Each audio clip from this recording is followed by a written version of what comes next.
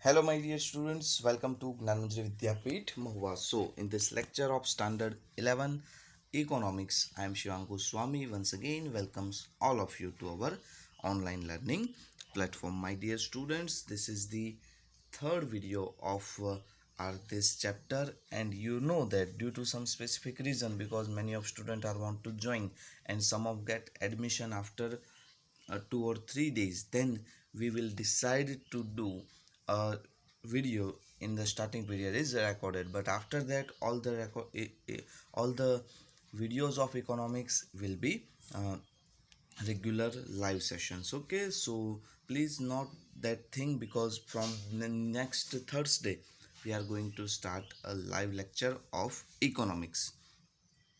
બીજી એક વાત તમને કરું તો કાલે આપણું ફર્સ્ટ ટાઈમ હોમવર્ક હતું, અને હું તમને બધાને એ માટે એપ્રિશિએટ કરીશ કે તમે લોકોએ સરસ મજાનું હોમવર્ક કરી અને મને મોકલ્યું છે, અને 80% અરાઉન્ડ ફર્સ્ટ ડે ઉપર એટેન્ડન્સ મળવી એ બહુ અઘરી બાબત હતી, પણ તમારા લોકોની એ જે જુસ્સો છે એ જોઈને ખરેખર મજા આવી કે નહીં, તમે લોકો કંઈક સરસ મજાનું ભણવા માગો છો, અને જો તમારો આવો જુસ્સો હશે તો આપણી જે સફર છે એ ખૂબ જ શાનદાર રહેશે અને તમારું સારું એવું ગોલ તમને મળશે.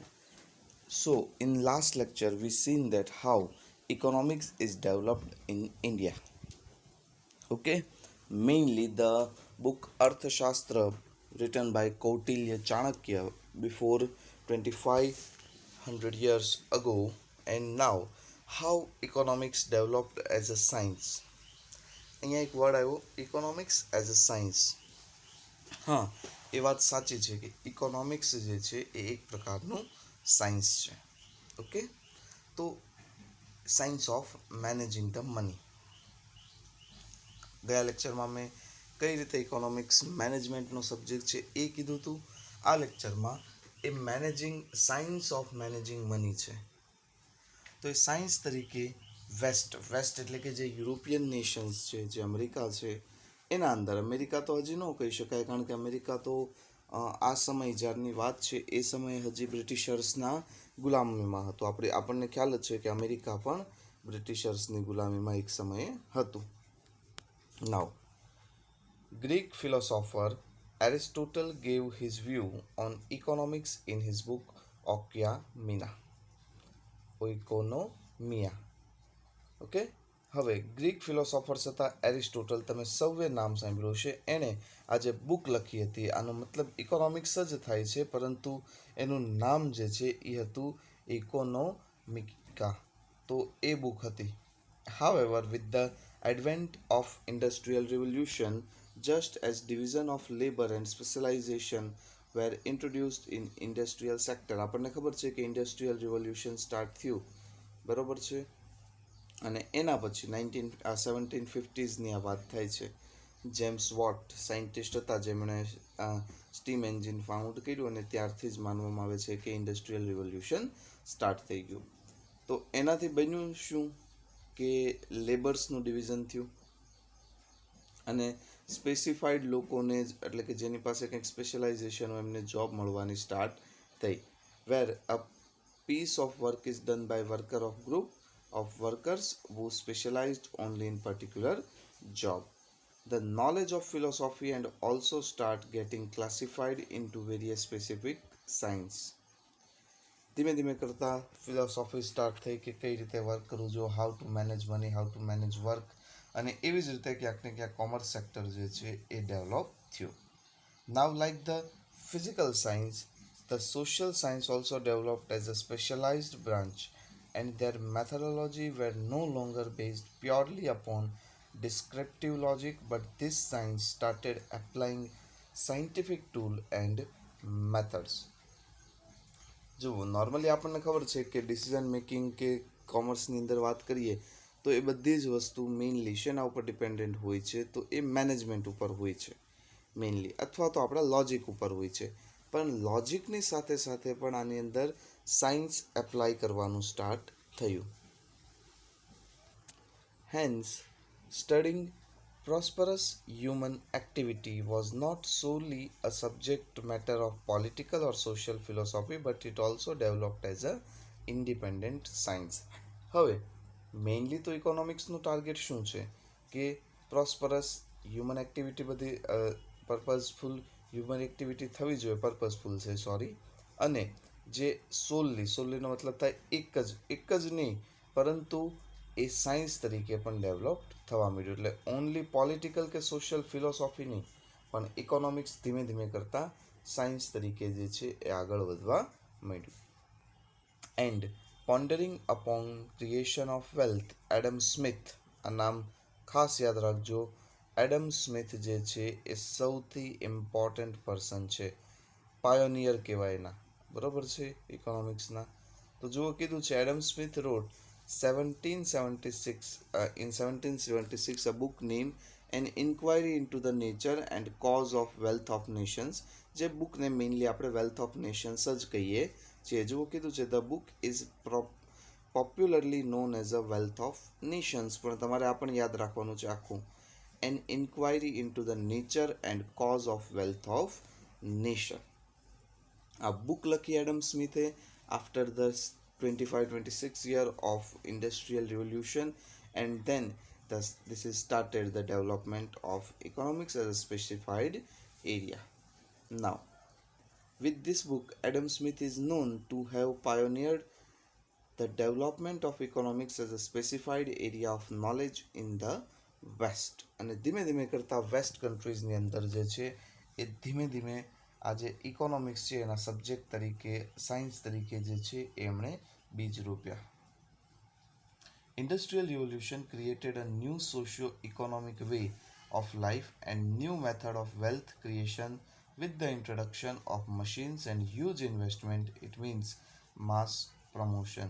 માસ પ્રમોશનની શું છે? માસ પ્રોડક્શન છે. હમણાં માસ આવે એટલે માસ પ્રમોશન યાદ આવે, પણ માસ પ્રોડક્શન, જેમ માસ પ્રમોશનમાં ઘણા બધાને પાસ કરી દીધા, એમ માસ પ્રોડક્શનમાં શું થાય? ઘણી બધી વસ્તુઓ એકસાથે પ્રોડ્યુસ કરવી. તો એક આ જ વસ્તુ છે કે માસ પ્રોડક્શન, એક જ વસ્તુ સ્પેસિફિક રીતે બનાવી એમ નહીં, એક સાથે ઘણી બધી વસ્તુઓ બનાવવી, એ માસ પ્રોડક્શન છે. અને આ છે સૌથી ઇમ્પોર્ટન્ટ દરેકની ડેફિનેશન્સ, જે તમારે આજના હોમવર્કમાં પણ સ્ટેપ બાય સ્ટેપ લખીને મને મોકલવાની છે. તો સૌથી પહેલાં definition of economics by Adam Smith. So economics is the study of nature and cause of wealth of Nations.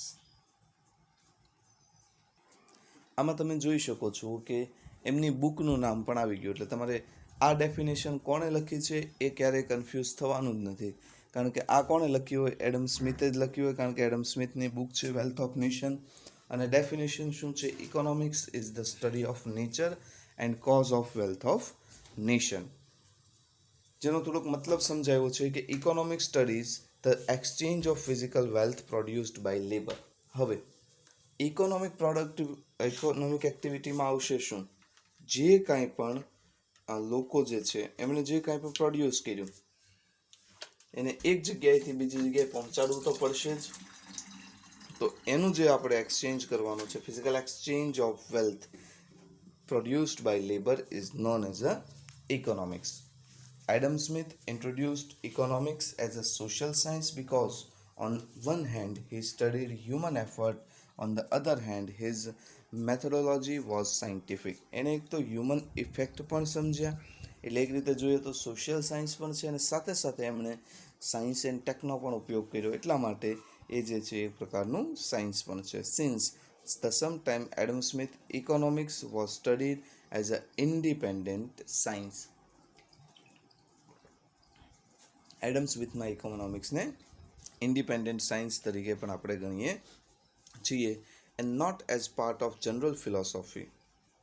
In a way, he talked about human welfare only in his book. Okay. After that, the second economist is Alfred Marshall.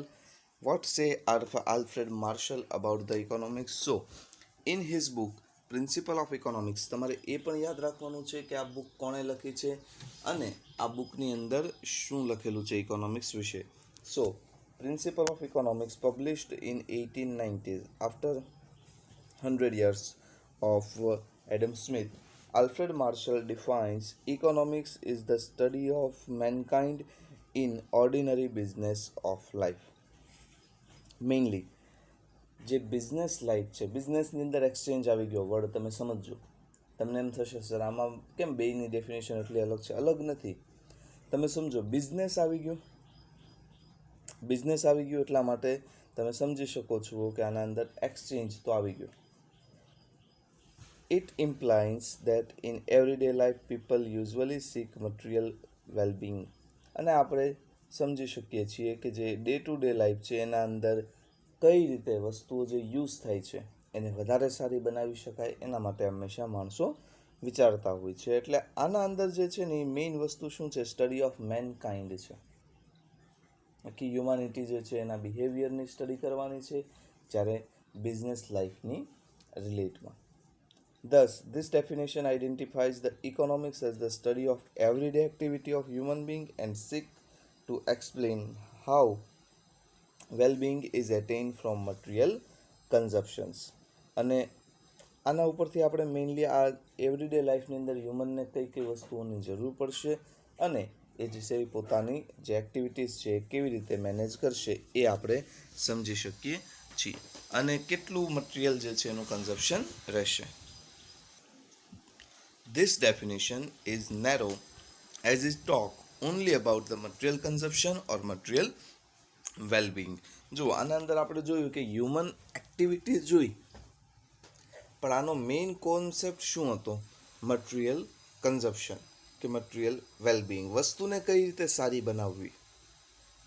અને આમાં એવું માની લઈએ છીએ કે વસ્તુ સારી બનશે એટલે આપણને સારું રિઝલ્ટ જ મળશે, પરંતુ yet it is important as a keep human well-being at the center of human activity. આમાં પણ હ્યુમન વેલબિંગ હતું ખરી, પણ એ સેન્ટર પર નહોતું. એટલે તમે જુઓ કે Adam સ્મિથે before 100 years of Alfred Marshall he gave an definition of economics, but this definition has some limitations of, મતલબ કે આલ્ફ્રેડ માર્શલની ડેફિનેશનમાં લિમિટેશન્સ હતી પણ એડમ સ્મિથમાં નહીં, કારણ કે એડમ સ્મિથની ડેફિનેશન પરફેક્ટ હતી. પણ પછી બધા પોતપોતાની રીતે એનાલિસિસ કરી અને પોતપોતાની ડેફિનેશન આપતા હોય છે. Now definition of economics by Lionel Robbins. Any field of science deal with a problem, question and economic deals with the question. જુઓ, કોઈ પણ સાયન્સ છે ને એની અંદર પ્રોબ્લેમ્સ આવે, ક્વેશ્ચન્સ આવે. જેમ કે તમે મેથ્સના ક્વેશ્ચન આવતા, સાયન્સમાં પણ એક્ટિવિટીના અંતે એક ક્વેશ્ચન માર્ક તમારે આવતો હશે ને એ પછી ત્યાંથી સબ્જેક્ટ આગળ સ્ટાર્ટ થતો. સેમ આવી વસ્તુ છે ઇકોનોમિક્સમાં. ઇકોનોમિક્સ પણ કેટલાક ક્વેશ્ચન સાથે ડીલ કરે છે, જેમ કે how to allocate limited resources which have alternative use in the satisfaction of recurring and unlimited human wants in order to increase the well-being in a society. Questions તો આમાં પણ છે ને, કેટલા સોર્સ હશે, એને કઈ રીતે એલોકેટ કરવા, કઈ રીતે બિઝનેસ એક્ટિવિટી મેનેજ કરવી, આ બધી જ વસ્તુઓ એના અંદર આવતી હોય છે. તો ક્યાંક ને ક્યાંક એ જે છે ઇકોનોમિક્સ જે છે સાયન્સની જેમ એમાં ક્વેશ્ચન્સ પણ આવે છે. Hence in 1931 લિયોનાલ રોબિન્સ, જે થર્ડ આપણા ઇકોનોમિસ્ટ છે જેમણે ડેફિનેશન આપ્યું હોય, ઇન હિઝ બુક પણ યાદ રાખવાની છે તમારે, nature and significance of economics, gave the following definition. Economics is the science which studied human behavior as a relationship between end and scarce, means it has alternative use. જુઓ, પહેલી વસ્તુ છે relationship between ends and સ્કેર્સ.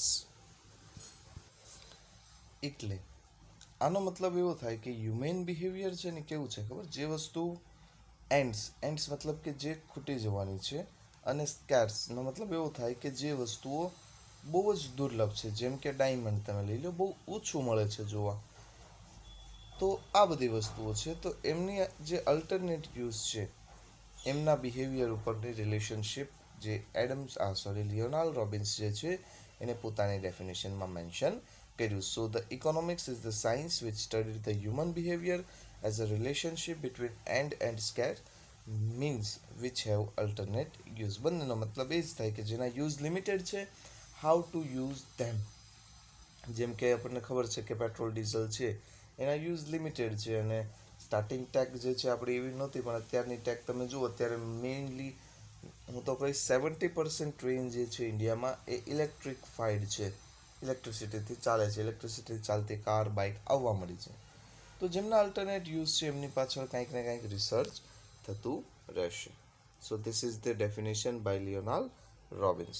So human wants unlimited and most want keep on recurring. આપણને પણ ખબર છે કે આપણા મનમાં એવું જોઈએ કે અનલિમિટેડ હોવું જોઈએ, પણ એવું કાંઈ હોતું નથી. On the other hand, resources which help in satisfying human wants are limited and they have alternate use. Hence, economics must deal with the problem of allocation of scarce resources in the satisfaction of humans want to the maximum possible extent. અને અહીંયા જ હકીકતમાં economics અને મેનેજમેન્ટનું work શરૂ થાય છે. જે વસ્તુ પૂરી થઈ જવાની છે એનું મેનેજમેન્ટ કઈ રીતે કરવું. According to Robbins, economics is a positive science and does not prescribe how things should be.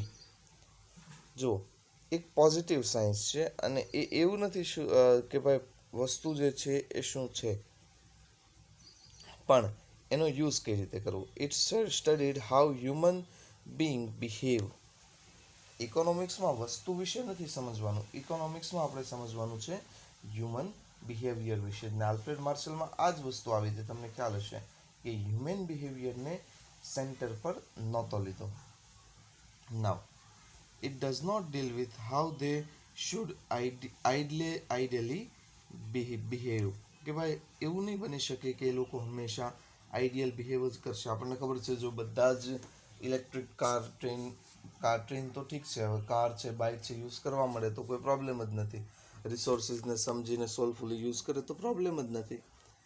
ટ્રીઝને cut ન કરવા જોઈએ આપણને ખ્યાલ છે, પણ તો પણ કરે છે, એટલે આઈડિયલી બિહેવ કરવાની આપણે એક્સપેક્ટેશન ન રાખી શકીએ. Hence economics does not deal with the norms and thus is not a normative science. અને એટલા માટે જ એ સાયન્સની એક બહુ જ અલગ પ્રકારની વસ્તુ છે.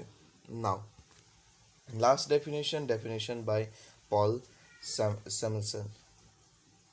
એડમ સ્મિથ પછીની કોઈ જબરજસ્ત ડેફિનેશન મારા ખ્યાલે હોય તો એ છે પોલ સેમ્યુએલ્સનની. In his book foundations of economics analysis published in 1947, આ યર પણ તમને યાદ રહી જાય એવું છે, અને બુક અને ઇકોનોમિક્સ તો યાદ રાખવાના જ છે.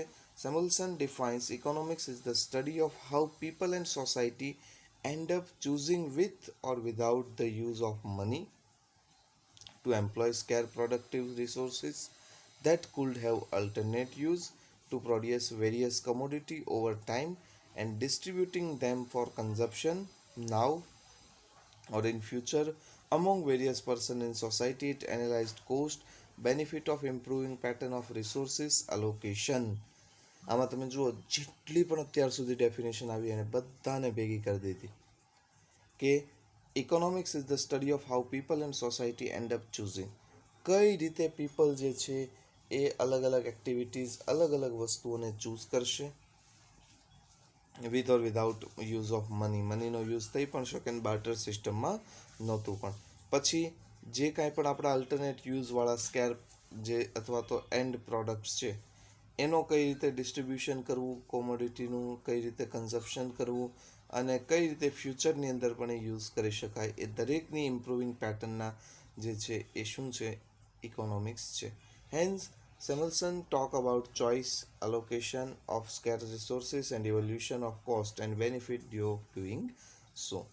તો આવી રીતે પોલ સેમ્યુએલ્સને પણ એની ડેફિનેશન આપી. All definition in a way commodity commonly point out the economic study human behavior is positive in nature, adopt scientific methods and methodology, and thus it is the social science. એટલે આ એક social કે political activity નહીં રહી જતા, it is the social science.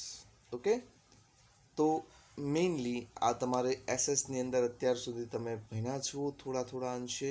Definitions તમારે યાદ રાખવાની છે. 4 ડેફિનેશન તમારે લખી અને મને વોટ્સએપમાં મોકલવાની છે હોમવર્કની અંદર, જે તમે લોકો પરફેક્ટલી ફોલો કરો જ છો.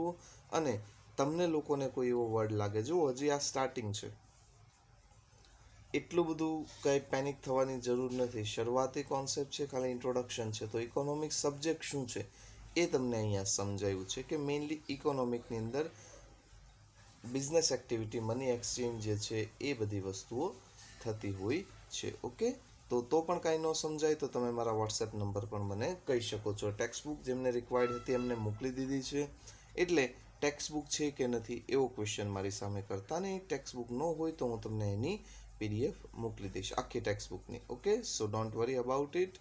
This is the end of our today's session. Let's wrap up today's session. Thanks for watching. Have a great day.